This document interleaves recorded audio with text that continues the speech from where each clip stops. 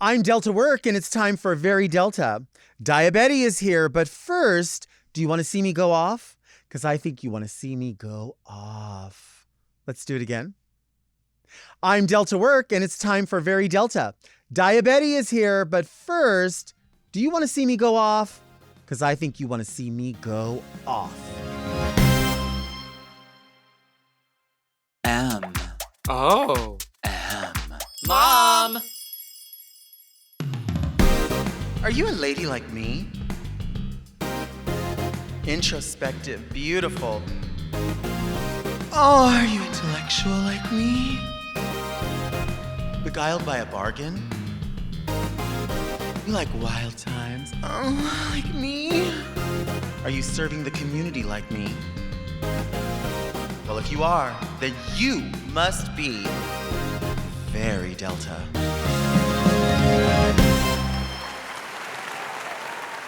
What? That's my Catella Dash. Do you know her? I'm Delta Work, and this is Very Delta, a luxury public access podcast and YouTube talk show where I look gorgeous, speak extemporaneously, and invite fascinating people to sit on the couch and get Very Delta. Very Delta is for the woman who freshens her breath with Velements, America's original sugar-free mint. But first, let's get into some things that are very Delta. Go off, Delta! I need to know what happens when a restaurant doesn't have my entree. I'm talking about, this is something that has happened pretty frequently. I go to a lot of different restaurants. My favorite thing is to go out for lunch. Like, it's my favorite thing, specifically lunch. I do like going out for breakfast. I do like going out for dinner, but there's something special about lunch. I love a lunch menu. I love all of that.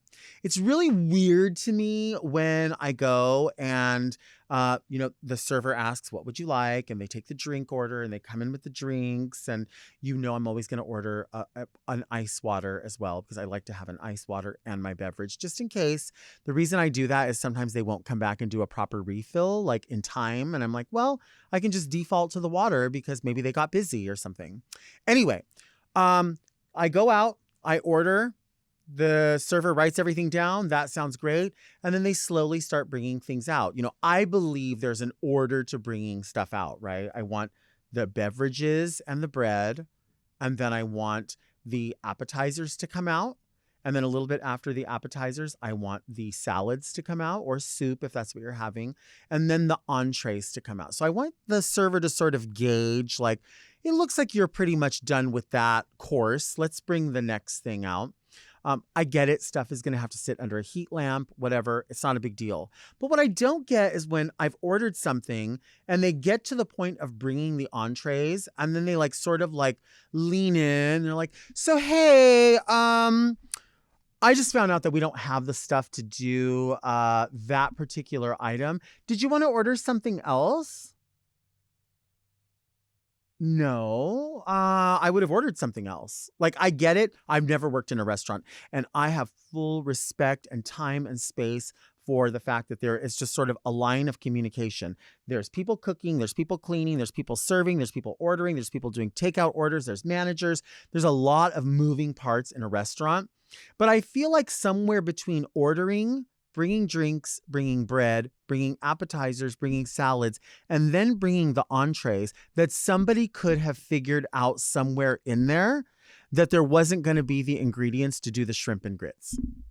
Somebody could have known that. Somewhere they could have said, you know what? Let's get out there and let them know that we have another option. Because this happened recently. And the option was, could we make you a seafood pasta? I think a seafood pasta sounds delicious, obviously. Do I think it's super similar to shrimp and grits? Not really. I don't think it's the same profile. Yes, there's a starch. Yes, there's seafood or a protein. So I guess in that way it's similar. But in my mind, I feel like if I'm eating lunch at 1:30 or 2, somewhere during the lunch rush, somebody would have figured out, hey, we've run out of shrimp and grits and it's going to take a while to make that new. Let's make sure when people order, because that's a popular item on our menu, we let them know that we are not going to have that. So initially, when I make the order, they say, you know what? We actually don't have that. I'm confused because it wasn't a particularly busy time. And there were kind of people just hanging out. Like, I don't know who didn't know that information. I will say that I did see kitchen staff hanging out in the bar, watching a game. I mean, I would think if watching the game was more important than making more shrimp and grits for the day, maybe they just weren't doing that day. I don't know.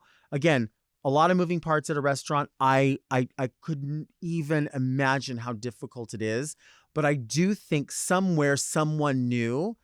This isn't the first time this has happened. I've ordered a steak at a similar restaurant, the same restaurant, different location, and the same thing happened. Hey, we no longer have, I don't even want to say what the item was because I don't want to throw anyone in particular under the bus. I want to just talk about it in general, because if I tell you the actual items, I think it will narrow down exactly where I'm talking about. And it's one of my favorite places ever. So I'm not trying to shit on the whole establishment. I'm trying to ask just in general, because I know a lot of people out there work as servers and they know why this happens. I don't know if it's a training thing. I don't know if it's just like, it's a Tuesday thing. I don't know if it's when Jen and Taylor are working together, like they don't work together well. The kitchen staff hates the front of the house. I don't know what it is. I know there's reasons. I just don't know what those reasons are. And I don't think I don't think a seafood pasta is really the great option for like a replacement for shrimp and grits. I don't know what the next option would be. Maybe catfish and rice. I don't know. I don't know what I would have wanted. I know I ended up ordering some type of entree salad just because I knew it was going to be like a grip, because I know what they put out. And I was like, you know what? This will be the easiest thing. I'm sure they have all the ingredients for that. But, being at a restaurant and not having that entree come out, it just becomes awkward, because then everybody else is like, should we start eating our entrees? And of course, as the person who's left out, you're like, oh no, start eating. Don't worry about it. And then, my shit comes out and I'm like trying to play catch up because I don't want to take a salad home. Why would you take you can't really box up an entree salad and take it home and eat it and expect it to be fresh, because you're going to take it, you're going to put it in the car. You're going to go to Ross, or you're going to go to Bath and Body Works for a minute. Then on your way home, you're going to stop and you're going to get like a soda or an iced tea at the drive-thru, or iced coffee. Then you're going to get home and you're going to put that salad in the refrigerator, and she's going to be so wilted. It's going to look like cream spinach. I don't want that. I don't want that storyline. And you can't really wake it back up with new lettuce. Like, that doesn't happen. So I'm thinking like, let me just eat until I feel like I'm full or like I've had enough, and then I'll just leave it here. Meanwhile, everyone is like twiddling their thumbs and they're like looking around and they're like, oh yeah, no, take your time. Don't worry. But I mean, you feel awkward. Like, take my time. You all are done. So that experience throws everyone off. And, listen, I've said it before and I'll say it again. That experience, like, you're paying for, when people say, I don't know why the prices are so expensive at that restaurant. Well, you're paying for the experience, convenience. You're paying for the brand. You're paying for all of those aspects to create a really, really wonderful time there, and a reason why you would want to return.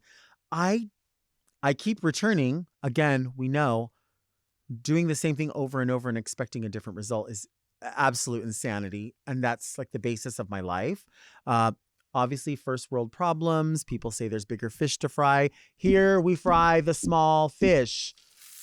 And then they try to turn it into whatever, a fresh seafood pasta. I don't want that. That's the small fish I'm frying here. That's the small problem I'm frying. To other people, it's not a big deal. To me, it's a big deal. I want to eat at the same time everyone else is eating. And if you have that information, why wouldn't you relay that information instead of watching the game, or instead of like standing there cleaning a glass, or walking around talking to somebody about what you're going to be doing this weekend? Like, I get it, but I don't get it.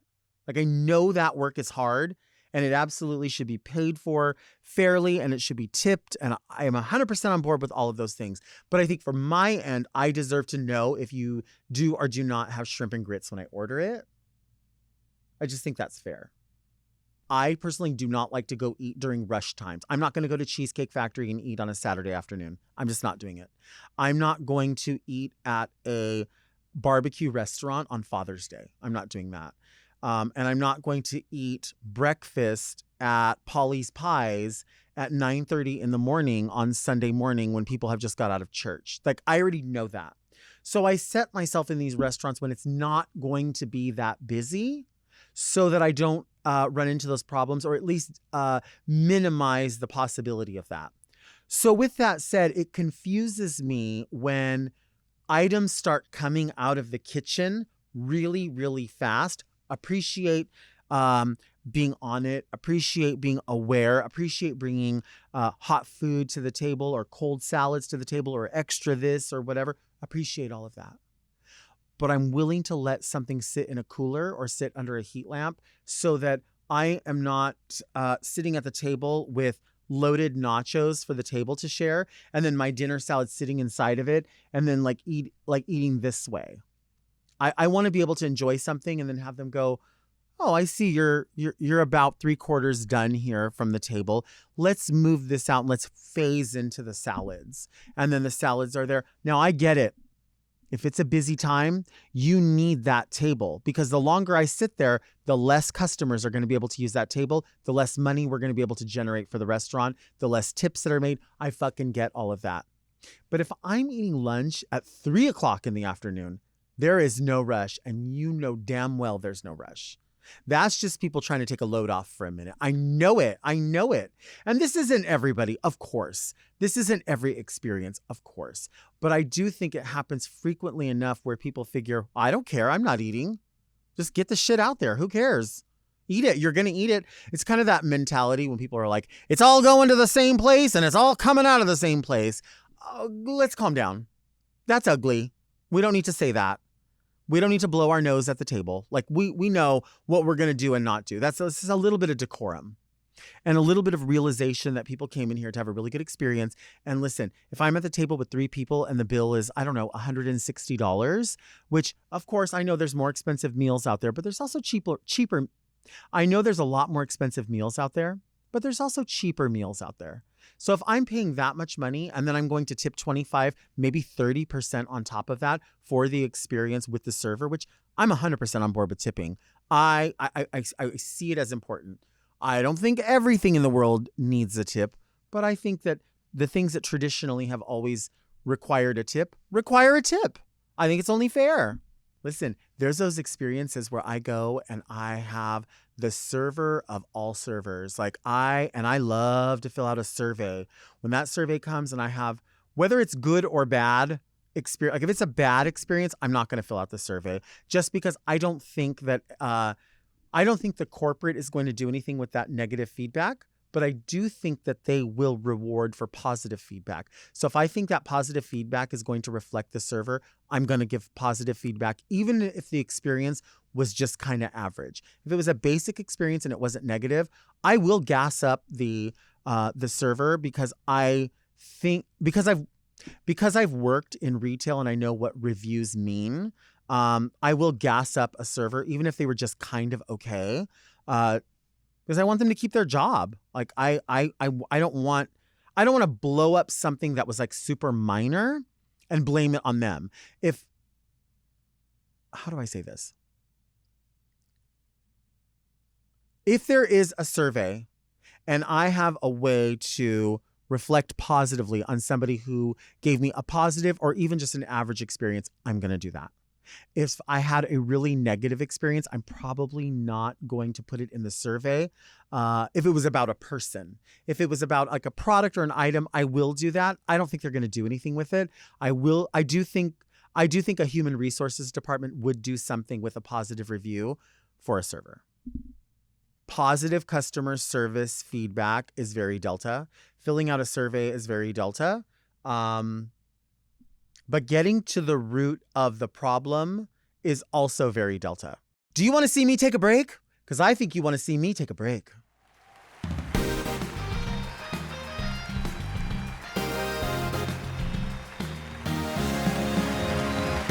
Please make welcome to the very Delta main stage, the one and only Daya Betty. Hello. Oh my gosh. Delta, I'm so excited to be I'm here. excited. I know I've expressed this to you, but this has been my favorite podcast for some time now. Thank you.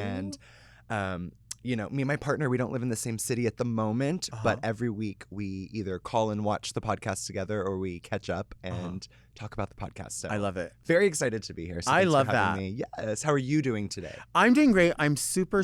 We were talking about how, like, sometimes I'll do a bang to cheat my brows. Yes. But I'm in love with your eyebrows.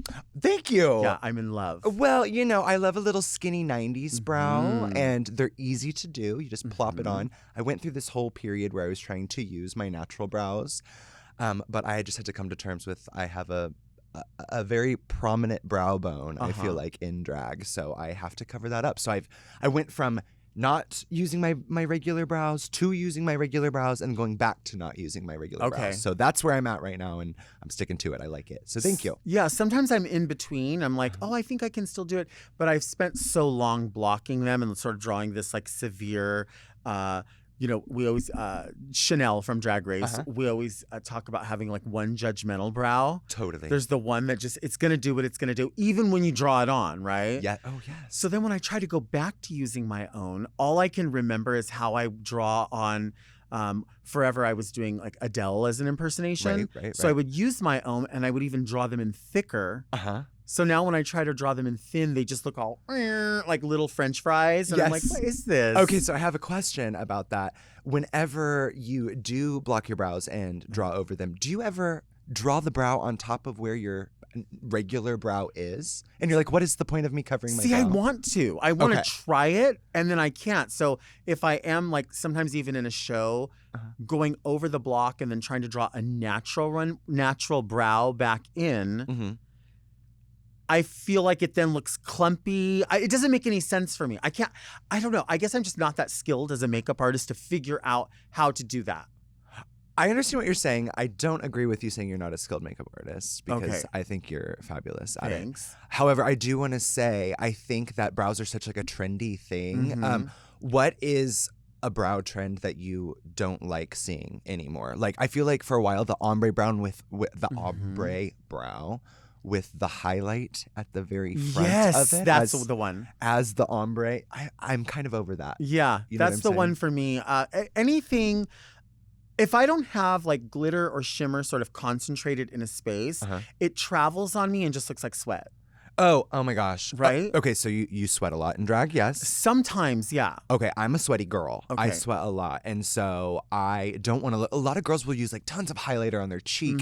I'll do it on my nose. I have that on my nose today. But I can't do too much because it makes me feel like I look really crazy or really wet. Yeah. You know what I'm saying? Especially around like a pride season or anything where you're going to be outdoor. Yeah. Like you're trying to do yourself the favor of like mattifying as much as you can, because the second you start glowing, then that just amplifies everything. Kind of like sometimes I like to do like, say I do glitter on my eyes and then I throw some rhinestones over it. People will think, oh my gosh, is that all rhinestones? And it's just the light play off of one and the other. Right? So I feel like if I'm sweating and there's shimmer, that light play is happening on all of my skin, and people are like, that bitch was sweaty, especially in outdoor like overhead sunlight, you know. I sometimes like with studio lighting or camera lighting, or if you're sitting in front of a ring light, you know where the light's going to hit your face. But if I'm wearing highlighter outside and there's light from God knows what angle, it just doesn't look the way I want it to look. So I'm glad we're on the same page. But some people have like you have a beautiful collarbone, and I bet that's pretty. Alaska does like something here. It's just so pretty. But then, if it's like on my like I've done some highlight and I do love the way it looks, but I just feel like it starts moving and it's just weird. Totally. And it's not for everybody. Yeah. It doesn't have to be for everybody. Yeah. I wish some people realize that it's not for everybody. Right. You know what I'm saying? Right. Like, just because a makeup trend is going around, it might not work for you. And you should be okay with that. What is the Daya Betty drink order right there? I'm looking at your Starbucks. Oh, yeah. Which we appreciate. You even called in advance and were like, Starbucks order, which is so sweet. You know, I love coffee. I've drank coffee since I was quite literally a toddler. The reason being, my grandparents watched me a bunch when I was growing up while my parents were working, and they drink coffee like crazy people. And they would always have their coffee mugs. My grandma always used a sunflower coffee mug. Aww. And I was always so curious as to what it was. And, like being told as a kid, no, you can't touch that. You can't drink it. I always wanted to know what it was. So my grandma, I think I was probably like 2 or 3, started putting a bunch of milk in a sippy cup and then just splash of coffee. Okay. And of course, sugar. You have to have sugar. Right. And I've drank it ever since. So my usual go-to if I go to like Starbucks or anything like that is venti iced caramel macchiato. Pretty basic. It's pretty sweet, but I love espresso. I want that to like kick me and wake me up. But it kind of depends on the day. I like a solid black coffee. Usually I go for more of a warm drink, but today I was feeling it. I wanted something cool. Yeah. It's a little warm here, so. Yeah. You're a coffee girl, right? I do like iced coffee from time to time. And I do like the super like holiday sugary, like I always want to have that. But I've been this like major proponent of Starbucks bringing back or even introducing new sugar-free options. And so forever I was sugar-free cinnamon dolce, and they got rid of it. The storyline that I've gotten is that they are moving away from artificial sweeteners. That is why they had to get rid of that. So there's only a sugar-free vanilla option at this point. Right. But they're trying to leave that there as something. I get the idea of the chemical, and we don't want that. But listen, I have already made so many poor decisions for my body. Like I have made, you know what I mean? Oh my gosh. And people need the sugar-free option. I need a sugar-free option as a diabetic. Right. And I will say the only sugar-free option a lot of the time is the vanilla. Right. And I don't always want vanilla. Yeah, it doesn't like you get used to it and you're like, what does this taste? Yes. Kind of like at the end of the day, you don't end up tasting. It just tastes like a sweetener. Yes. Right? Yeah. Well, okay. Now, I know you like the holiday flavored, like you were just saying. Sometimes I do enjoy like a pumpkin spice. I am that girl as well. I enjoy that. I also like the peppermint mochas. However, sometimes I feel like, depending on the place, I feel like it could almost taste like you're drinking like one of those Scentsy candle melt wax. 100%. You know what I'm saying? I'm so in agreement with you. Which can be a good or bad thing depending on the flavor. It's just so artificial. Yes. Yeah. So I have to be in the right mood for that kind of thing. But catch me drinking coffee day and night. I love it. Yeah. I'm like, I love water. I love flavored water. I love Diet Coke, of course. But if I drink too much of one or the other, then I sort of crave the other. So like, fully. If I've had like a big Diet Coke from a drive-thru, and then later in the day I have like a bottle or a can of Diet Coke, then I sort of feel like, ooh, I can feel that. Like I feel like I need water. Yeah. Right? So then I jump to the other and then I jump back. But if you could get with Starbucks, and Starbucks, if you're listening, you could be with myself or Daya Betty or both of us together, and we could really have a roundtable discussion about the flavors that you could introduce that are sugar-free.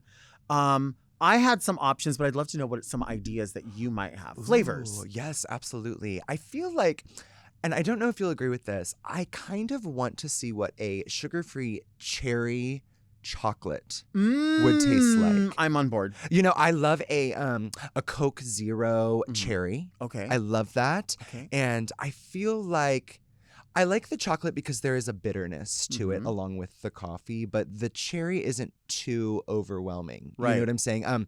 I love a Sonic drive-thru. They have a cherry limeade, and they do make a sugar-free option for that. So I think any sort of cherry sugar-free. I like that. Do you ever use flavored sugar-free 0-calorie sticks for your waters? Oh, 1,000%. Oh my God. 100%. I've been waiting for you. Crystal Light. Yeah. No pun intended. Crystal Light. Crystal Method. But I love that. Are you on TikTok? I am. Water Talk? Water Talk. Stop it. Water Talk. Stop it. It's my favorite. Oh my gosh. And then the girls, oh my gosh. And then they'll pour the Starburst pink. Have Which you is tried like the goat. that? Yeah. So good. It's so good. It's the number one. I love a Crystal Light. I love a pink lemonade flavor for water. Some of the girls get real crazy on there and will put like a creamer which kind of defeats the purpose of you drinking water at that point. But they'll put like a creamer with the Starburst, whatever, and then they'll say it's like the pink drink from Right. Starbucks. Right. So I think it's really cool how creative these people are getting. So I frequent like Dollar Tree, 99-cent kind of stores. Love a Dollar Tree. I have come across they are by like the company Margaritaville, like Jimmy Buffett Margaritaville. They have flavor sticks that are pina colada flavor. Are they good? They're super good. They remind me of the pink ones, a little more coconutty, but you can also get strawberry daiquiri. Okay. And then Sonic has them. Really? And they have the Sonic called Ocean Water. Yes. It's super strong. Yes. It's so for me, I like half. Mm-hmm. Depending on your flavor, but it reminds me of your eyeshadow right now. Like it's that deep sea. Yeah. Okay, submarine lost. You say you only do half. I have to put, if not one stick, 2 sticks. I carry around a jug of water with me. Different. Like those big water bottles, I carry that around. So I have to buy the Crystal Light like liter packets, which are like probably this thick and they're this like tall. thick, yeah. And I'll use like half of them. Well, I mean that for the amount of water, it makes sense. Yeah, I want the flavor. If I'm not getting the flavor, what's the point? Bring the flavor, bring the funk. Bring the flavor, bring the funk. Also, I think the ice that you use is very, very important. Huge difference. I love a crushed ice. I want to be able to crunch it up. And whenever the water kind of dies down and you're kind of left with just a little water at the bottom, but there's still a bunch of crushed ice, there's kind of that residue left on the ice. So when I'm biting into it, it doesn't feel like I'm just biting into ice. It's kind of almost like a snow cone in a way, which sounds kind of crazy. Yeah. But try it, or you can even sprinkle a little bit more powder on top of the ice, which I have done A little before. more But that's me powder. being a little gluttonous. A little more. I like it though. A little more powder. Yeah, just a little bit. Yeah. Let's take a break. Yes.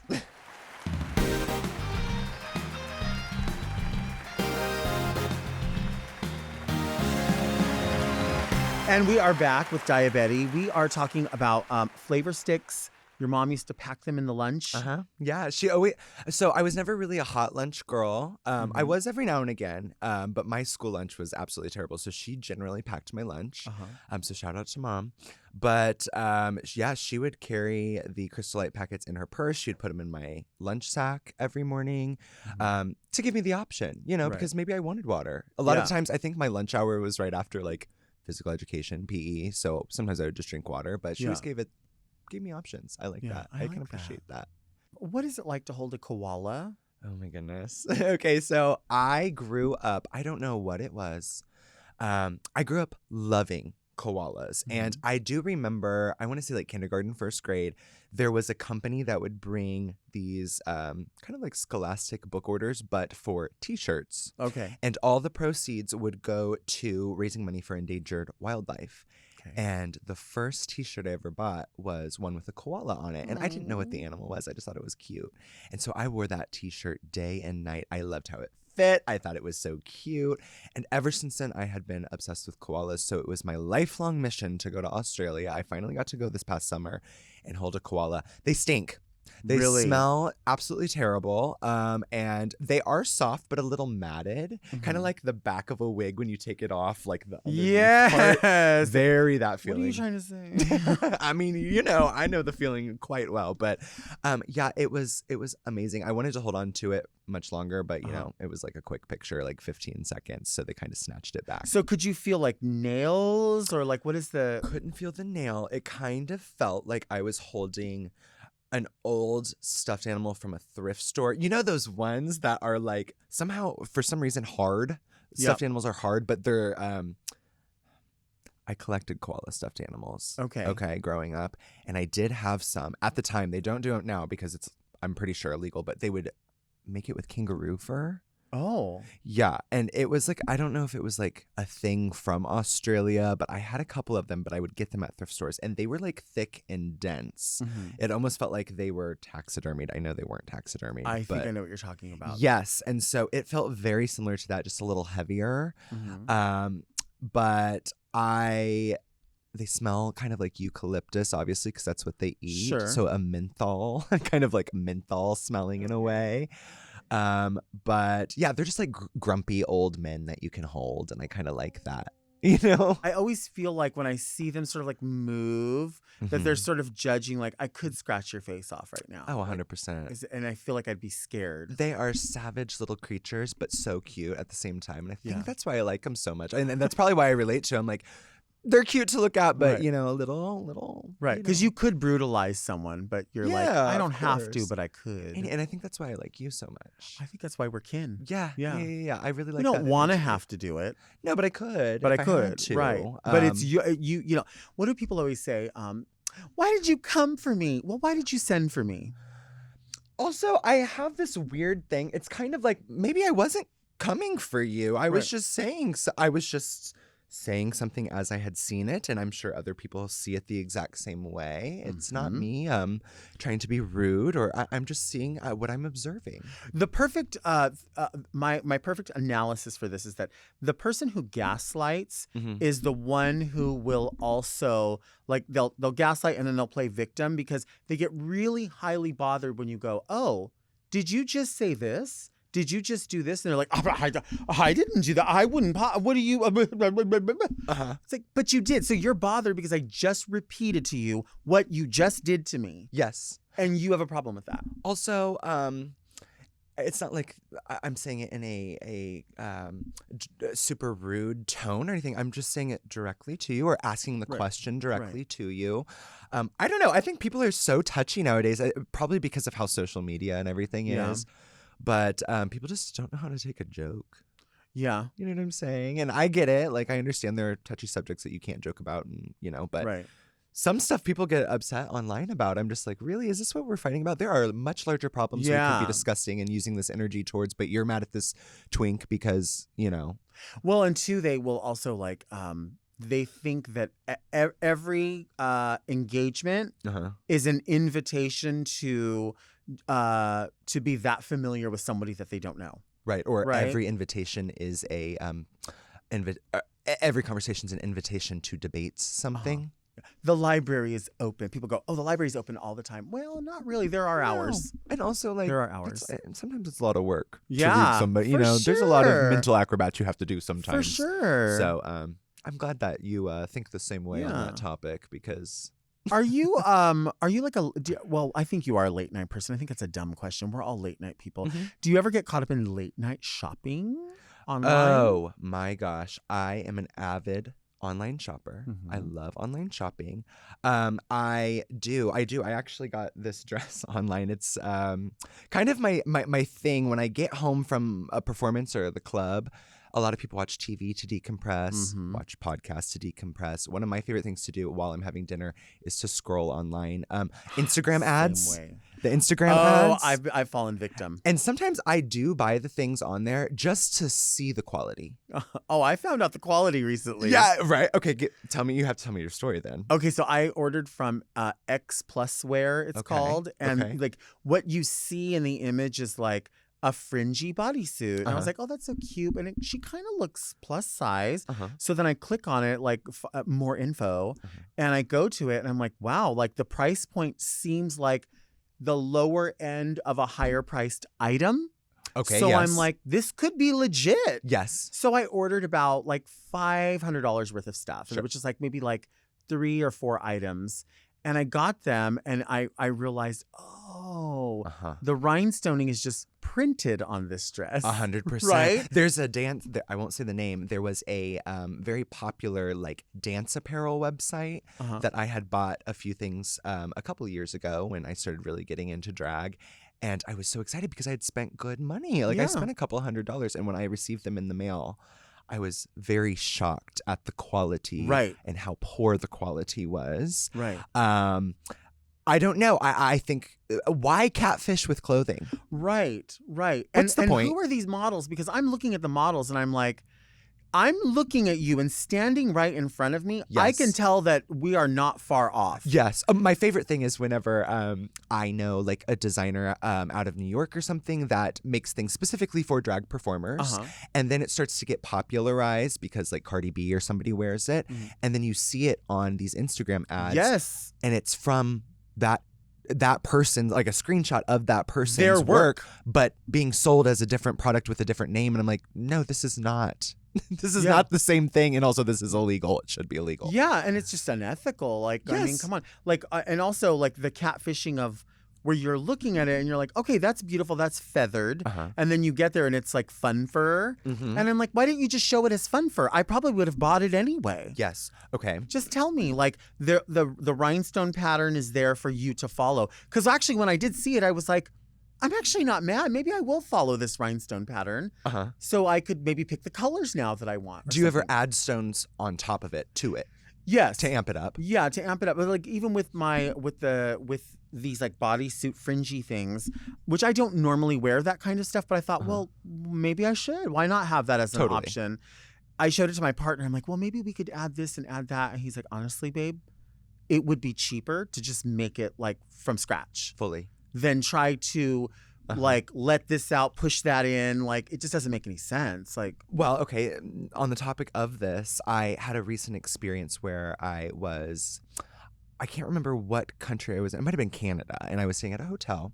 And the hotel had a really nice gift shop, okay? And at this gift shop, they had fragrances. And they were selling them at very expensive prices as the fragrance would be sold. And then the more I was using this fragrance, I realized the bottle felt different. The cap was a little different. I still spent the same amount of money. no.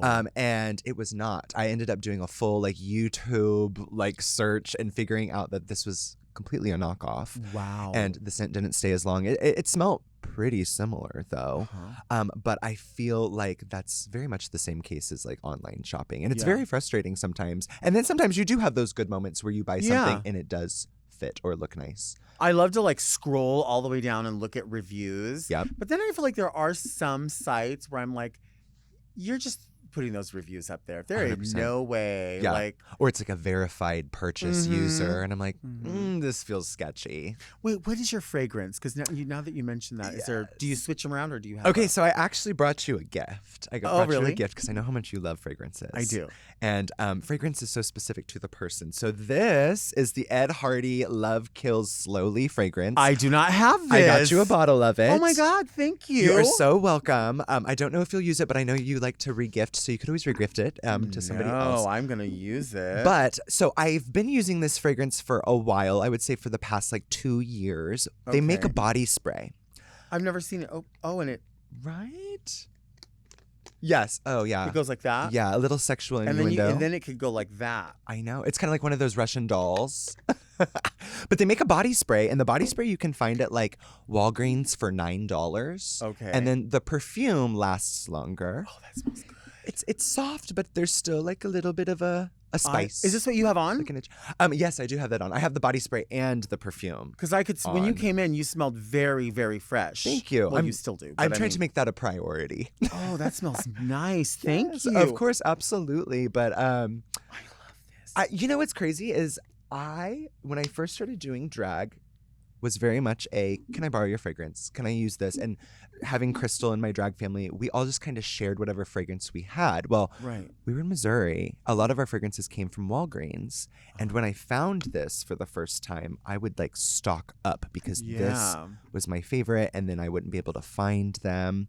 So now if I ever see them at like a Walgreens or CVS, I buy them all in You know, bulk. I actually feel like this is perfect for me because I normally wear super heavy stuff, but when I work a brunch, Yes. I like something that's, if not like fruity, a little bit floral because people are eating and I'm like, oh, I don't want them to be like, oh, this bitch is choking me with this old lady perfume. But this, it smells like spring and summer to me. It smells clean, but it definitely smells very feminine. Yes, a little powdery, which I kind of love like. it. Yeah. Thank Well, if you. you don't like it, if I was smart, I would have gotten. They do sell them sometimes at Ross. Okay. And if I was smart, I would have gotten it at Ross. So if you didn't want it, you could always just return it. Oh no, I'm wearing this. It could be your return item for next time you go back. No, I'm not returning this. I'm keeping this. And Okay, I'm not wonderful. regifting it. I love it, and it's a nice big good. size too. Yeah. Love it. Let's take a break.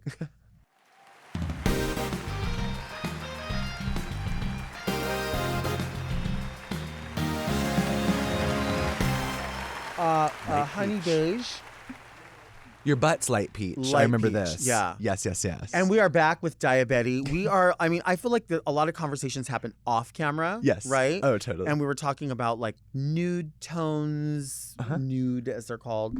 But I recently was talking about how much I love the colors of like OPI nail polish. Oh, yes, yes, Right? yes, yes, yes. And I feel like the same. Like I feel like because you see things Uh-huh. in a sentence or in a description, 100%. you would be excellent at naming colors of foundation or lipstick or something. Isn't that fun to read fun names? It is. There is this TikToker that I think works for, I don't know if it's like a marketing company or something, but they go to each of the employees and they have a color sample and they say, what would you name this color sample? I need to follow it. And it is like, I think 4 or 5 people per, little TikTok that they do. And each person, I think it's so interesting to see what everybody sees. It's a different color. Like that bottle, the top of that, the Ed Hardy cap.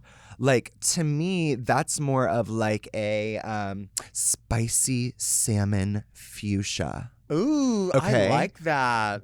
But somebody else could see it and think that it's like a pig's disturbed teat pink. Okay. You know? Yeah. Pig's disturbed teat. There's a...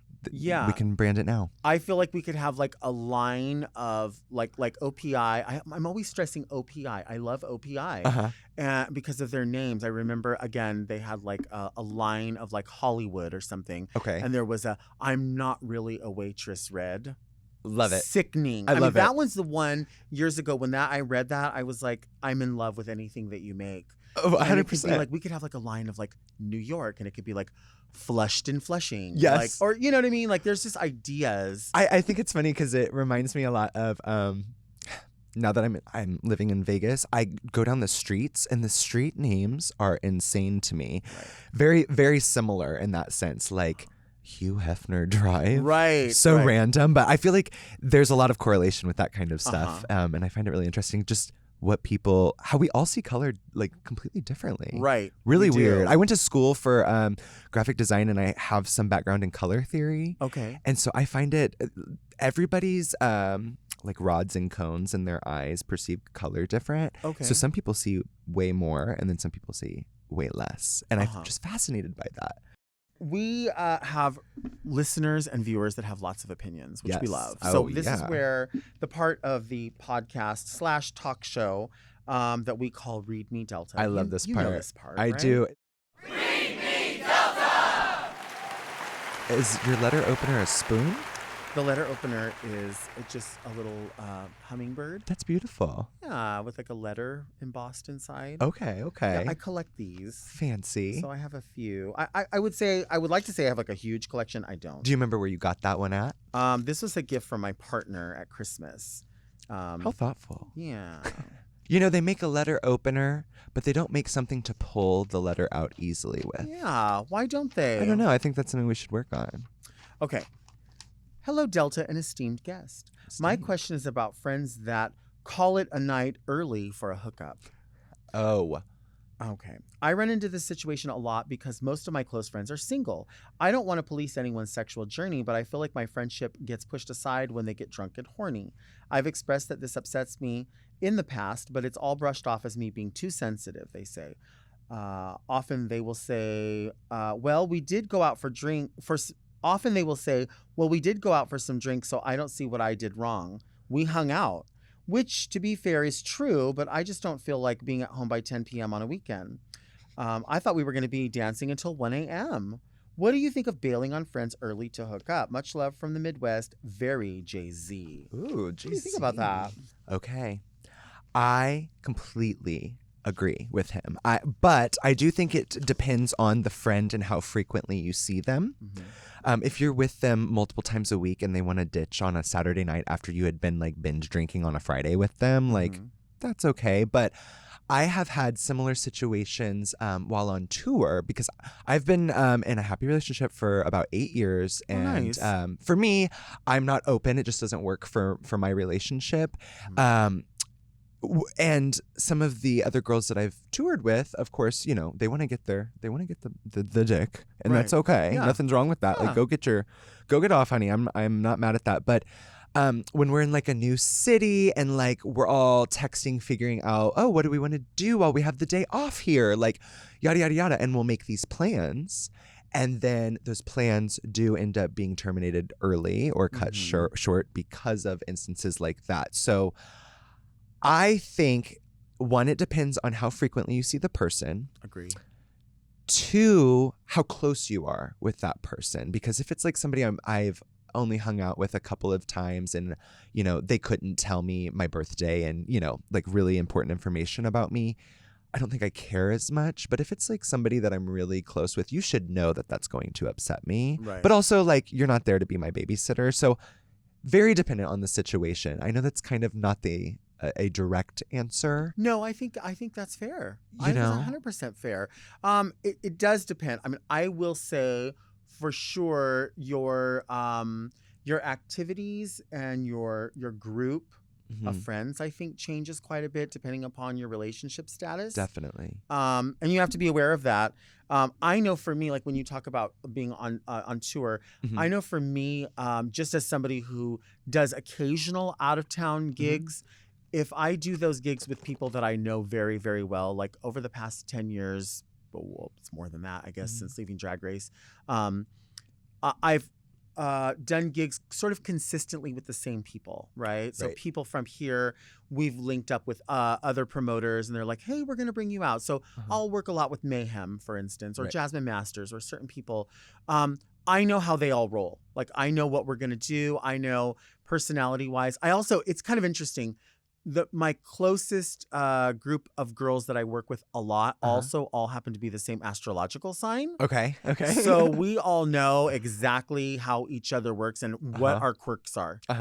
And they're usually the same quirks, right? So I'm lucky in that sense. Mariah, Balenciaga, Mayhem, myself, like there's just a group. But I feel like when you are hanging out with people who are either younger or it's their first opportunity, like to go see a country or a state or something, it's just par for the course. They're probably going to ditch, and, like, you know? I totally get that. But also, like, I think I was in Australia when this happened, or New Zealand. And I was like, there's so much beautiful wildlife. Like, why wouldn't, for your day off, you want to go take advantage of that? Like, you're not here all the time, you know? But yeah, dependent on the person, the situation. Do you have blue eyeliner on? I have blue eyeliner underneath. Oh, I love it. That's what I just keep staring at you. I'm listening to you, but I'm staring. It really makes the your actual eyeball pop. Oh, thank you. Know what I mean? Yeah. I like that we both kind of went for like vibrant, not neon, but almost neon. You know, I think that was a smart choice. Is it a liquid or is it a cream? What is it? Eyeshadow? It is like almost a crayon stick eyeshadow. Okay. And you just apply it like you would with, you know, any sort of liner. Yeah. And it basically, you don't have to add eyeshadow on top of it to keep it from running or anything. Ooh, it's but pretty. I do just to reinforce it a little bit. Thank you. Yeah. Do you ever find that some blue eyeshadows aren't as vibrant as you wish them to be? Yeah. And it's so upsetting. That the one you have on is extremely vibrant today. Thanks. You know what? This is like from an old Wet n Wild palette. Can I tell you, some of the best makeup that I still use to this day is just drugstore brand. For sure. I saw it was a Drag Race a recent what do you call it, like a finale or something, and they were one of the questions that the moderator was asking is like, tell me about a beauty product. Yes. Or your go-to. Your go-to. And they were interviewing Michelle, and Michelle Visage, and she just kept it real. And she was like, I don't care if it's $1,000 or if it's from the drugstore. If you know what you're doing, you can make it work. Yes. And there are some amazing finds. And I think a lot of people are afraid. I don't know if there's just like a social media thing about like, ooh, don't use cheap makeup. But girl. No, also like things with like eyeliner, like no one's going to tell what felt tip you're using. Right. You know what I'm saying? And even if you love it. Yeah. And I mean, hell, they got Kim Chi's products in CVS. Go to CVS. You have some good ass makeup in CVS. Yeah, because you can also say like, well, yeah, my skin cream is $100, but then my lashes are from the dollar store, or whatever. Or like, I know some people poop on Coty Airspun, but that's my go-to powder. For years. It really is. Except for like, highlight powder, but yeah. Okay. Yes. Next letter. Dear Delta and esteemed guests, I love Ross, TJ Maxx, and Marshalls, but the one that doesn't get much airtime is Nordstrom Rack. I'm curious, do you shop at Nordstrom Rack? I go to the Nordstrom Rack in Tustin. I generally find that they stock items that may have actually once been sold at regular Nordstrom stores, which, of course, have a reputation for carrying premium and high-quality pieces. I love to get my Travel Pro luggage and Nest Reed diffusers there, and I browsed their extensive shoe collection. What do you think of Nordstrom Rack? Stay very, very Evan in very Irvine. Irvine is like Irvine and Tustin, or like Orange County, which is maybe like a half an hour from where we are. Okay. Yeah, so they live local. A Nordstrom Rack. My mother loves a Nordstrom Rack. Mm-hmm. I have been to look for shoes because I think they go to a size. I want to say like they have a lot of sizes up to size like 11, and then they do have a little bit of a larger size selection, but generally when you're in the 12 plus, it gets much, much smaller. I wear like 11 or 12, so it is hard for me.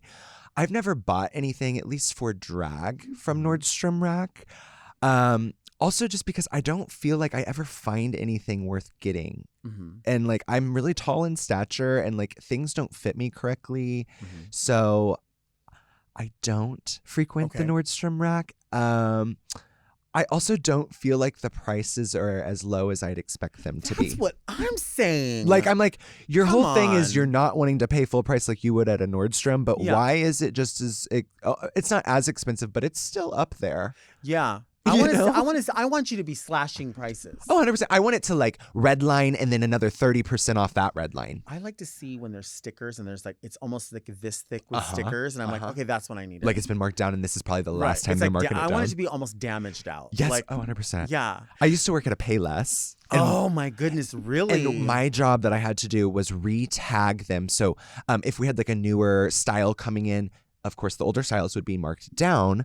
But then as we kept getting new and new, you know, whatever, we would have to pull them off. Well, I was so lazy. I wouldn't pull off the tags. I would just tag on top of them because it would be cut in half, like the amount of time it would take me. So yes, I love whenever you can tell that it's been marked down. And then you'd have people that would like switch them around. I will say that the Nordstrom Racks that I've been to in my area do surprisingly carry shoes up to like a 13 for women. Okay. And one thing, like, this is the thing about them. The reason that, and I know you haven't seen like what you need there. Okay. Is because Ross, Marshalls, TJ, any of these stores, you have to go like every single week. Sure. And it's like, it's a lot of dedication. Well, and when they put it out, like when you realize like I could just buy this online, like I could find something comparable online. But if you're that person that's into it, you can find them because they'll have like the Jessica Simpson shoes up to a 13. Okay. Or like Stuart Weitzman. It's all about the thrill of the hunt. Yeah, but I get it why some people are like, bitch, I'm good. I don't want to do it. I personally do, but I hold space for people that don't because it can be a bitch. I just realized the other day, you know, because I'm a Ross fanatic. Totally, yeah. You know, there's they call it the Tuesday Club, which is senior discount 10%. That's when people really lose all of their decorum. Like they really don't want, and they don't want to share their space because they want their discount. Totally. Did you experience that like at Payless, like BOGO? Because BOGO, I feel like, is Payless. And then you would have people that would like want to return a couple weeks later and then still use the BOGO discount on what they're returning, like switching out for. And, you know, at that time, it would have been 2018. Okay. So right before they went under. So they were already kind of like tanking a little bit. But Payless was already like tanking when I worked there. So at that point, I was just kind of like, you know what? You walk through the door. We had a conversion rate, which is like how much you're selling versus how many people came into the store.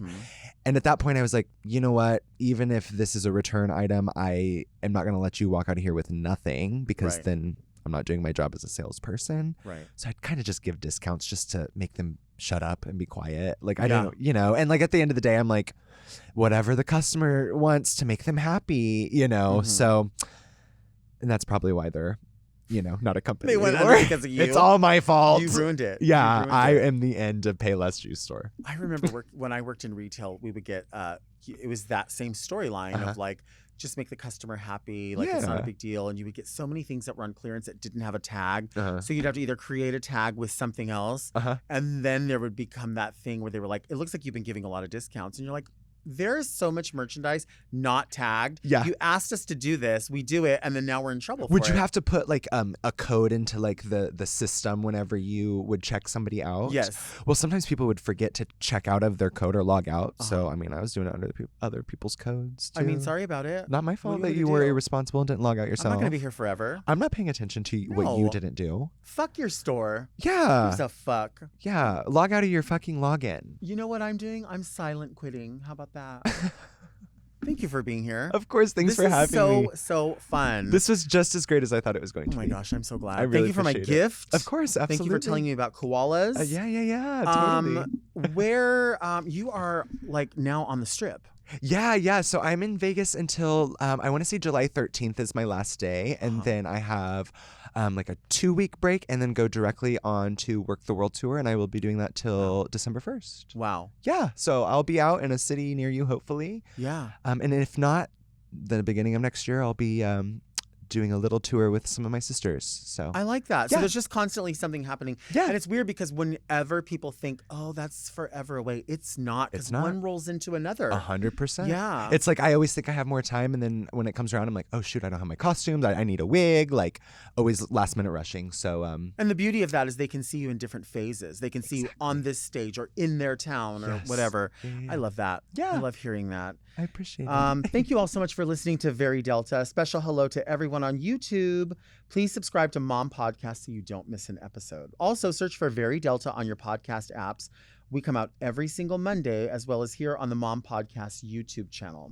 Send all your questions to readmedelta@gmail.com. You can follow me on Instagram at DeltaWork. And then where can they find you on socials? Yeah, follow me, Daya Betty, Daya spelled Daya, and Betty like your grandma. Yeah, I Yeah. love it. Yeah. You can also follow the show on Instagram and TikTok at Very Delta, because if you're not, you're really only getting half the Delta.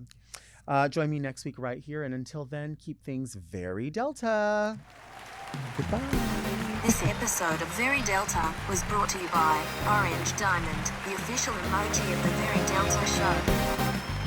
To listen to Very Delta one day early and ad-free, sign up for Mom Plus at mompodcasts.plus.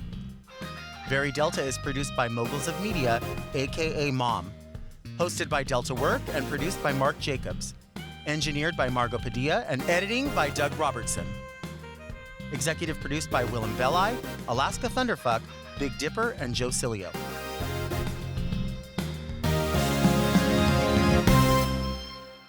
Hi, it's me, Delta Work. Do you like to see me go off?